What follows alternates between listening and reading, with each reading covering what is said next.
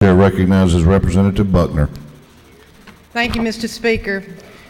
I rise today in opposition of House Bill 954, but not for the reasons that you might think. I'm a public health educator with 35 years experience, and I've worked to preserve life and to encourage people to be healthy in every way that I know how.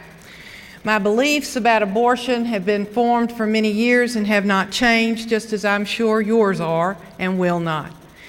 I believe it should be rare. I believe in the case of rape, in which pregnancy can and does occur, it should be allowed.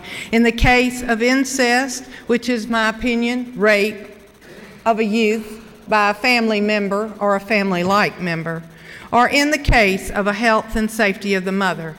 I do not believe abortion is a form of birth control, and I do not believe I can make this tragic decision for another woman. It is a decision that should be made between the woman, her physician, her God, and the significant others in her life that she chooses to include. Whether you agree with me on these beliefs or not is not what we're here to talk about today. If it were, I would sit at my desk, listen to all the testimony, vote my conscience, and expect you to do the same. But there are some flaws in this structured bill that could be fixed that we are not fixing. This bill is a way to prevent women from having health procedures that prevent substantial and irreversible physical impairments. It is limiting health care based on an arbitrary timeline of 20 weeks. It does not take into consideration the viability of fetus, and it does not consider lethal birth defects. It does not include mental health it considers mental health irrelevant. It purposefully causes confusion in the law to change language from a physician duly licensed to practice medicine and surgery based on his or her best clinical judgment to unclear marketing, professional rhetoric, reasonable medical judgment. No, I don't know how you define avert. When will avert be the right time? Could the procedure be done too early and you weren't averting? What is substantial and irreversible physical impairment of bodily function? There are real life situations, many of which we heard from Representative Cooper, of fetal demise. That happens after 20 weeks. There's Potter's syndrome that you don't find out until about after 24 weeks, where the babies are born without kidneys, their lungs don't develop, and they die because they can't breathe when they're born. There is lethal congenital abnormalities such as neural tube defects, where they're born without skulls or brains, and those are not even tested for until 22 weeks. Or if the baby is dead, the mother will have to carry it to term. There's a woman that was pregnant with a couple of twins. One more story that I want you to hear. She was experiencing some minor difficulties from the very beginning of the pregnancy. She started to work, and on her way to work, she became very ill. She didn't feel good at all, and she pulled off the side of the road at the closest gas station and parked her car, and she said, I'll just sit here for a few minutes and see if I can get to feeling better. She thought, maybe I'm getting a cold. Maybe it's just the fact that I'm expecting twins. But she laid her head back in the car and she fell asleep. And when she woke up, it was about 2 hours later, and she was amazed at the length of time that had passed. She went into the gas station and she bought a bottle of juice. She called home and she said, I'm going to try to come back home. I've missed making it to the thing I was headed to, and I want you to be on the lookout for me. It'll take me an hour. Come look for me if I'm not there. The woman drove home in the car with the window down. It was in the winter time. She was trying to keep from being sick on the way home. She made it. They called the doctor. The doctor said he would see her shortly after lunch. She went to the doctor. They did the Doppler. There was no heartbeat. They immediately ordered an ultrasound. The ultrasound, there was no movement, there was no heartbeat. The twins were dead. With this bill, what happens next would not be allowed. The doctor said, sometimes birth will occur within a couple of days on its own. If you want to go home, tell your family, get prepared, and then we will check you into the hospital and we will give you the medicine that's not allowed in the bill to induce you so that you can have the babies, so that infection won't set up, so your blood pressure won't continue to rise, so you won't have sepsis or preeclampsia or any of the other very serious life-threatening side effects. She went home, told her family, she gathered up, she went to the grocery store, got food, arranged babysitters for children at home. At the grocery store, she was approached. Oh, I know you're excited about the birth of your baby. I know you can't wait to see what your unborn children or child's going to look like. When are you due? How are you feeling? The questions that we all ask, and that are fair questions, except on this particular day when this woman knew that she was carrying 2 dead twins inside of her. 2 days later, she checked into the hospital, she was induced, and the babies were born. They were 22 weeks old. She would not be allowed to have this procedure with this bill. The cause of death for the twins is unknown to this day. How is it that we've come to the point that we have written a bill that would not allow a doctor to do his job, to handle a situation, to not have it be clear what really the time frame of avert might be, not have it clear how to interpret avert serious, substantial, and irreversible physical impairment of a major bodily function of the pregnant woman? At that point, this mother didn't have any kind of irreversible physical impairment, but she probably would have if the babies had to stay for 10 more weeks. This humane treatment of this mother-to-be cannot be done without changes to this bill. But it's structured and we can't change it. So I stand here today to ask you to vote against this bill, not because of your beliefs about abortion, whether it's right or wrong, but because this bill has fatal flaws, fixable fatal flaws. I ask that you vote against it because this is a bill that denies medical care that is timely, appropriate, and preventative. For 35 years in this great state, I have talked about preventative health care. This is the opposite of prevention. This bill is taking us back in time as if we were not using medical knowledge or medical technology that we have. And we are not using our God-given discernment, reasoning, common sense, or critical thinking skills. As the woman who lost those 2 twins on April the 11th, 1992, I ask you to vote against House Bill 954 until we can fix it. I yield the well, Mr. Speaker. Lady has yielded the well. We're on now to the final 20 minutes for the chairman of the committee.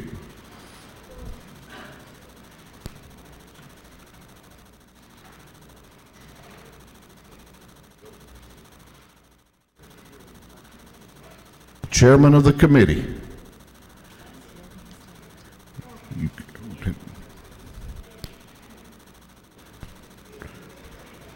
Chair recognizes the chair of the Judiciary Non-Civil Committee, Chairman Golick.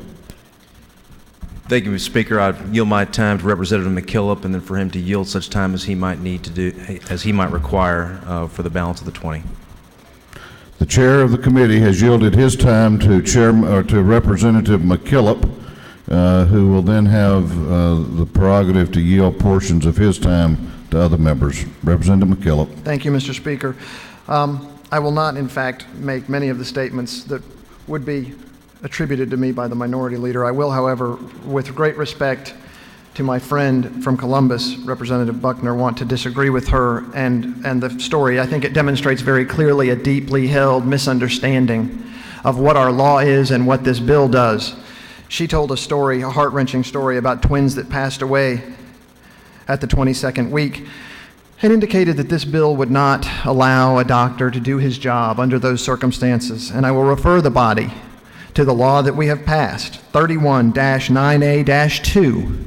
In our code, in our law, the definition of abortion is, and I will read it, the term abortion shall not include the use or prescription of any instrument, medicine, drug, or any other substance or device employed solely to remove a dead unborn child who died as a result of a spontaneous abortion. It doesn't apply to her story at all. It doesn't apply to many of the things you've heard today. This bill protects life. If the babies have passed away, it's not life. Very simply, very clearly, she is mistaken. 31-9A-2. The minority leader referred to a study from 2010 that she referred to in rules earlier, and I did a little research to debunk that study. It is not new, it is not better. Well, it is new, it's certainly not better. The 2010 Royal College study was flawed, and I will give you the reasons quickly. Its authors were pro-abortionists. One was a practicing abortionist. It was completed as a piece of propaganda for the political process in Parliament in England because they are right now seeking to lower the weeks in abortion from 24 weeks where abortion is prohibited from 24 to 20, and that is why they came out with that study. They used a faulty definition of pain. They defined it as requiring a cerebral cortex, even though they admitted that there are studies, good studies, that show that children born without a cerebral cortex have negative stimuli to pain. It was a hack study designed to influence Parliament, and it does not overcome the studies that we have. Doctors are protected. Look at the law. Their people came to the well are inaccurate. There are protections already under the Woman's Right to Know Act which make sure that doctors remain anonymous. They have reporting requirements. Their names are not to be divulged. Here's an important point that everyone seems to miss. Our 20 weeks is really 22 weeks. We defined the life and age of a baby, of a fetus, as beginning at the moment of fertilization. If you look at the book, or you're talking to anyone in the hall, or even the people from the well, when you look at 2 weeks, that shows conception. So there are 2 phantom weeks at the beginning. When they say 20 weeks, that's not really 20 weeks. That's really 18 weeks. So when we say 20 weeks, we mean from fertilization. That's really 22 weeks. Everyone is talking about 22 weeks if you use their schedule. So this bill provides 22 weeks if you go by their time frame. It is a 20-week bill based on fertilization. We're going to save 1,000 to 1,500 lives with this bill. You know, I didn't object when asked about playing Stacy's video. She is a member of this body, and I respect her. If we had been here yesterday, she would have come to the well and testified exactly the same. And someone around me, and I don't remember who, said, well, she experienced the miracle of life today. And I thought, oh yeah, well, you know what? No, she didn't. What she experienced was the miracle of birth. And I used to think like she does. Now I have 3 kids. They're 10 and 7 and 5. And when you have more than one kid, you start to realize that little 3-year-old, that little guy is just like the little guy that's inside there. And that's my child too. There's nothing about the miracle of birth that makes it a child.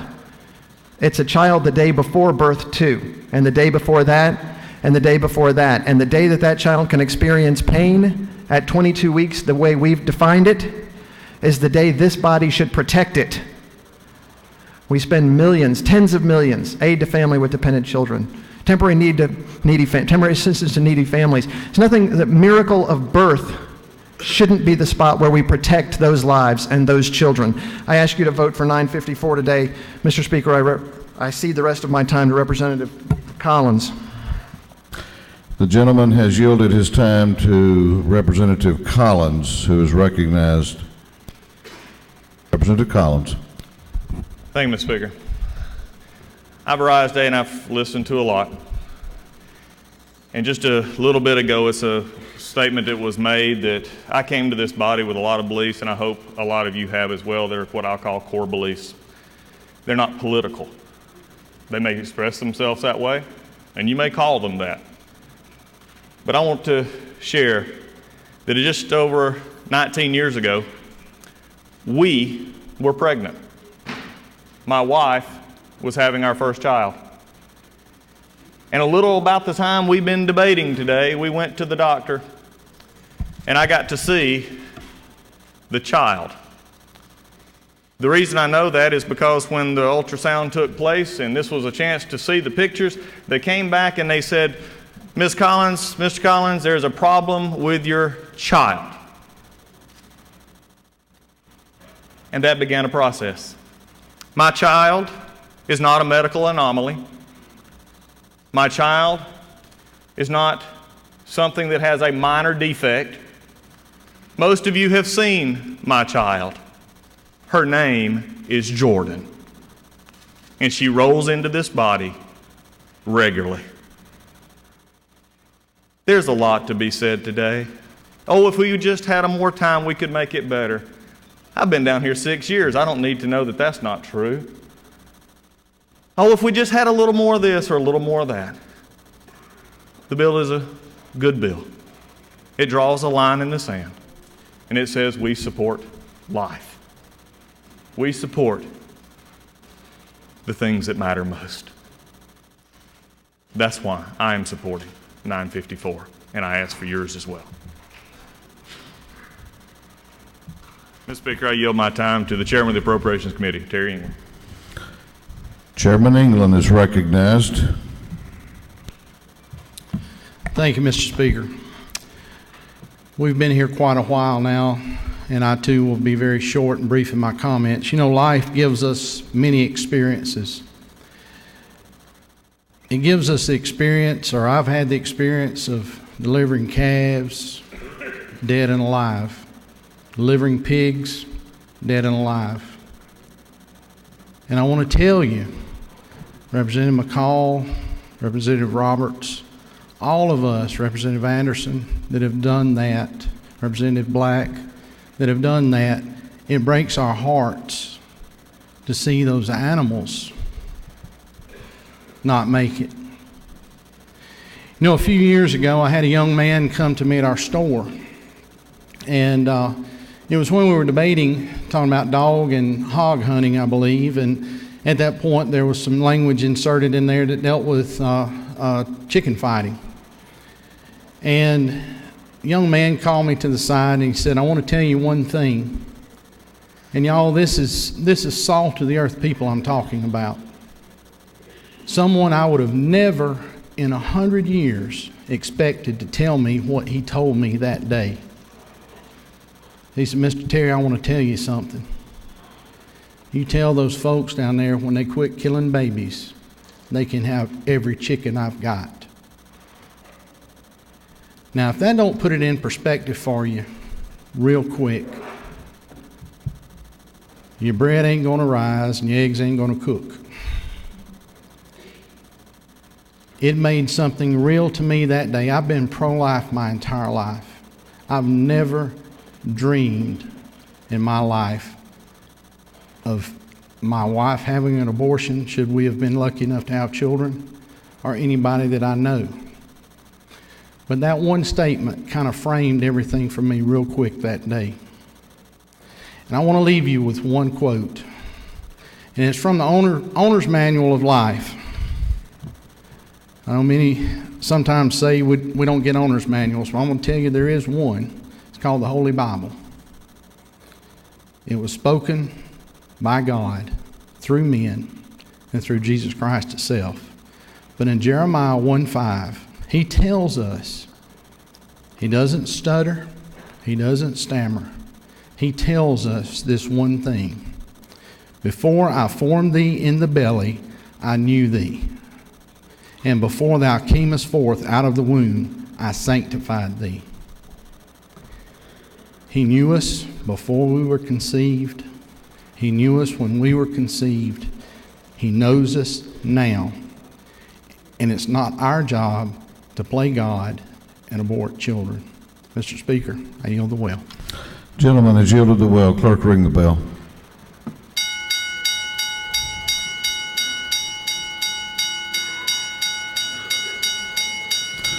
The previous question has been ordered. Is there any objection to adopting the committee substitute? The chair hears none. The committee substitute is adopted. Is there any objection to agreeing to the report of the committee which was favorable to the passage of the bill? The chair hears none. The report of the committee is agreed to. Shall this bill now pass? All those in favor of the passage of House Bill 954 will vote aye. All those opposed will vote no, and the clerk will unlock the machines.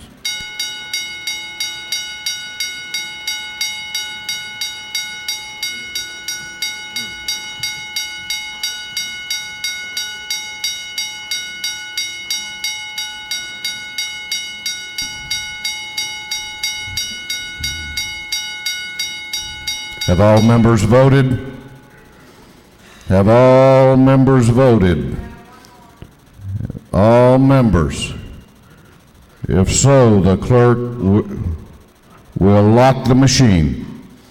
On the passage of House Bill 954, the ayes are 102, the nays are 65. This bill, having received the requisite constitutional majority, is therefore passed. For what purpose does Representative McKillop rise? A motion, Mr. Speaker. State your motion. I move that House Bill 954 be immediately transmitted to the Senate. On the motion of the representative that House Bill 954 be immediately transmitted to the State Senate, is there objection? Chair hears none. The motion is granted. If you have an announcement, need to come down and sign up immediately. Page photographs will be made at the rostrum immediately upon adjournment. Immediately upon adjournment.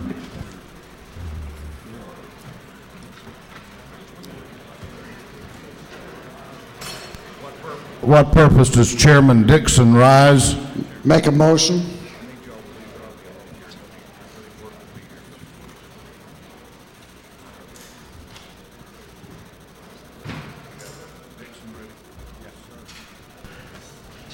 State your motion. Move that House Bill 1178 be withdrawn from the Committee on Appropriations and recommitted to the Education Committee. Both chairmen are in agreement. Clerk will read the caption. Bill by Representative Dixon of the 6th, bill being entitled Act Amending Code Section 28542, relating to the introduction of bills having a significant impact upon anticipated revenues. On the motion of the chairman that House Bill 1178 be withdrawn from the Appropriations Committee and recommitted to the Education Committee, is there objection? Chair hears none. It is so ordered. What purpose does Representative Clark rise? Mr. Speaker, to make a motion, please. State your motion. I move that the rules of this House be temporarily suspended so that a bill might be read for the first time and referred to committee. Clerk will read the caption. Bill by Representative Clark, 104th, bill being entitled Act Amending Title 20, relating to educational programs to define a term, find dual credit enrollment courses shall be treated with dignity equal to advancement placement courses.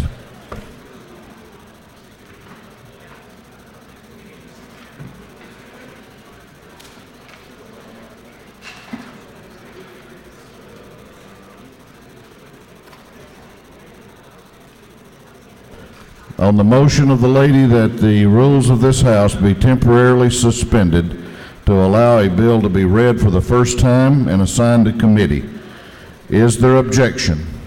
Hearing none, it is so ordered. Higher education. For what purpose does Chairman Golick rise? Make a motion, Mr. Speaker. State your motion. Mr. Speaker, I move that rules of this House be temporarily suspended so a bill can be read for the first time and assigned to committee. Clerk will read.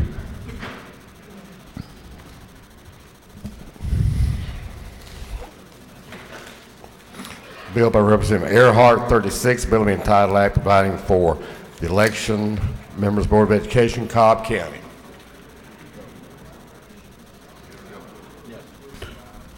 On the motion of the gentleman that the rules of this House be temporarily suspended to allow a bill to be read for the first time and assigned to committee, is there objection? Chair hears none. It is so ordered. Intergovernmental coordination. What about Bruce Williams?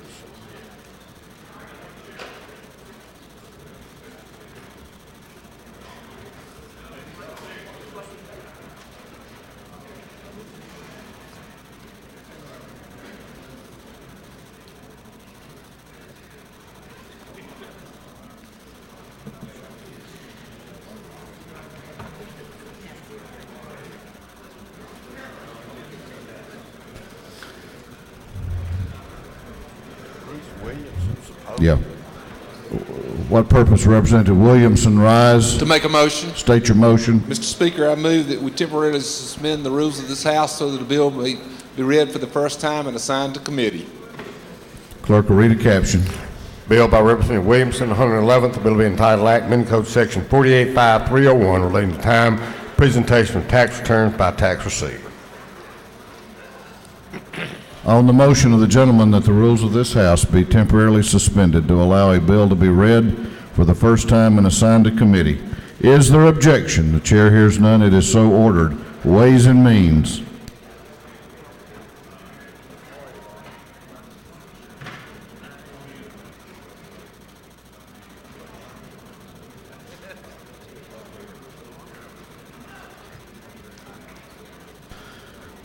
What purpose does Chairman Smyrie rise?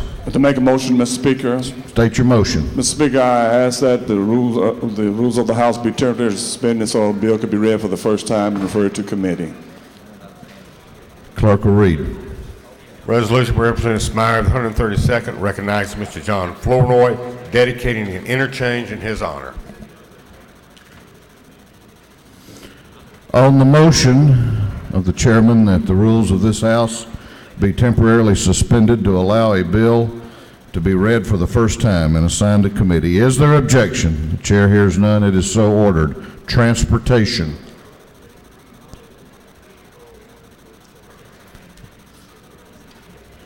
That appears to complete the motions. We have a few announcements.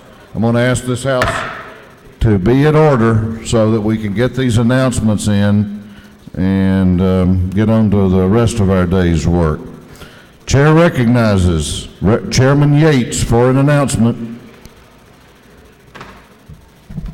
Thank you, Mr. Speaker.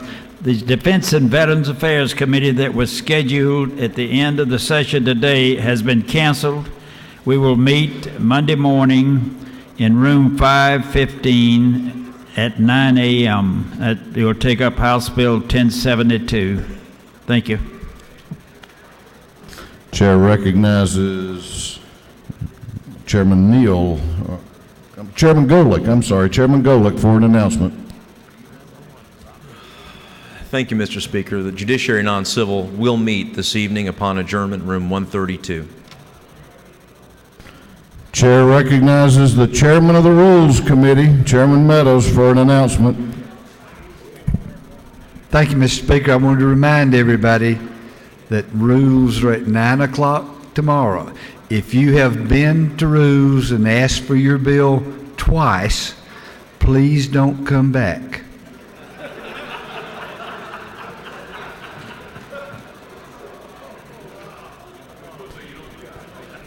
He's getting weak in his advancing years. Chair recognizes Representative Jackson for an announcement. Thank you, Mr. Speaker. Clergy Day that was scheduled for March 5th on Monday has been canceled. There'll be no Clergy Day on March 5th. Thank you. Chair recognizes the Chairman of the Education Committee, Chairman Coleman, for an announcement. Thank you, Mr. Speaker. Members of the Education Committee, we will meet right after adjournment, room 506 CLOB. 506 CLOB, right after adjournment.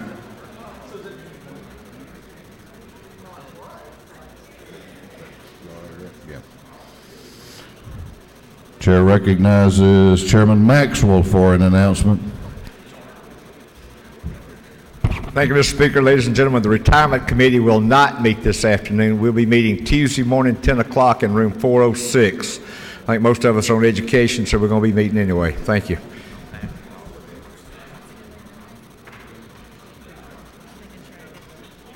Chair recognizes Representative Abdul Salam for an announcement.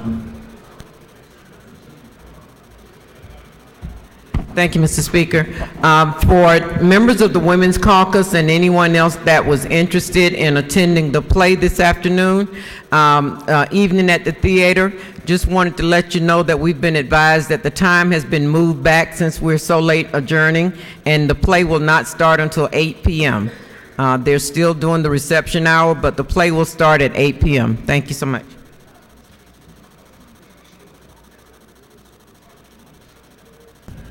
Chair recognizes Representative Peak for an announcement.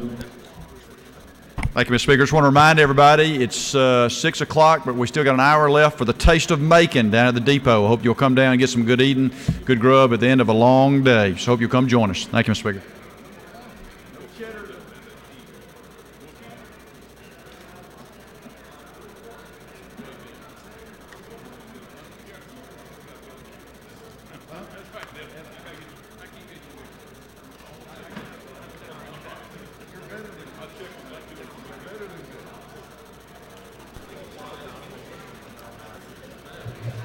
Chair recognizes Chairman Willard for an announcement. Thank you, Mr. Speaker. The Judiciary Committee is not going to meet this evening as noticed, but we will meet Monday morning, 8 o'clock. If you're on the committee or have a bill, remember Monday morning, 8 o'clock, we'll have up to 2-hour meeting. Thank you. Mr. Chairman, I was going to come tonight and view. You got a bill? No, I just wanted to watch. Chair recognizes Chairman Neal for an announcement. He waves. Chair recognizes Chairman Jacobs for an announcement. Chairman Jacobs. He waves.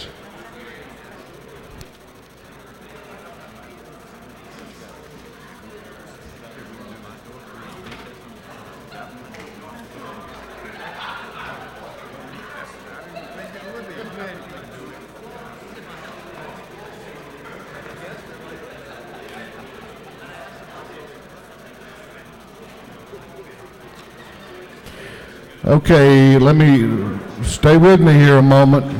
Stay with me a moment. We have, between now and when we come back next week, we have 2 birthdays. On Saturday, join me in wishing happy birthday to Representative Andy Welch. Representative Welch. And on Sunday, it'll be the birthday of Representative Debbie Buckner. Representative Buckner.